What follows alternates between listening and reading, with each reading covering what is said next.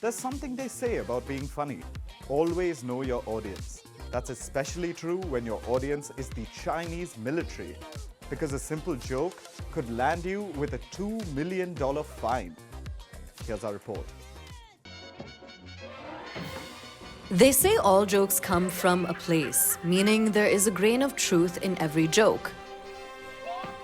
That grain can either lead to a happy harvest of humor or really offend the audience. It can go both ways.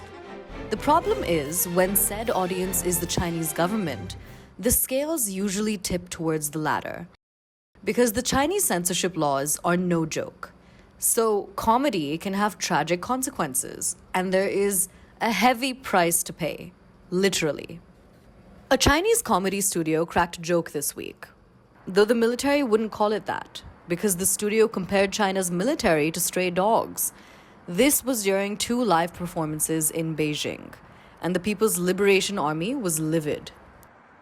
They issued a statement, said the joke had vile societal impact, that it severely insulted China's army, and here is a direct quote from the statement. "We will not allow any company or individual to wantonly slander the glorious image of the People's Liberation Army."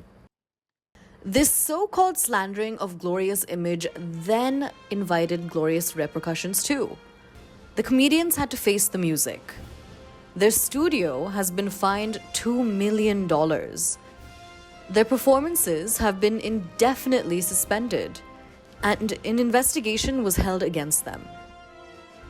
Following which, $180,000 worth of their income has been confiscated on grounds of being illicit.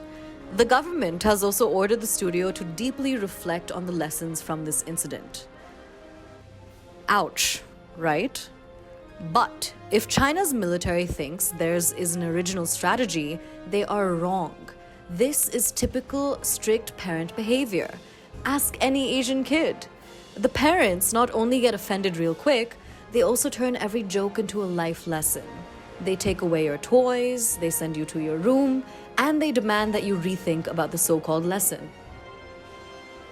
Well, we aren't impressed. But that is how comedy operates in China. Stand-up comedy has become quite popular in Chinese cities in the recent years. There are comedy clubs across the country, but comedians operate with an understanding. They know that there are some no-go topics. You can't criticize or poke fun at the government.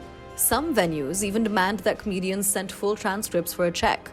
It's strict, but not surprising, and not too shocking. Because poking fun at the government has landed a lot of people in a lot of trouble in many parts of the world. So in countries like China, one can try to crack the best joke, but only the government gets to decide if it's funny or if the real joke is on the comedian.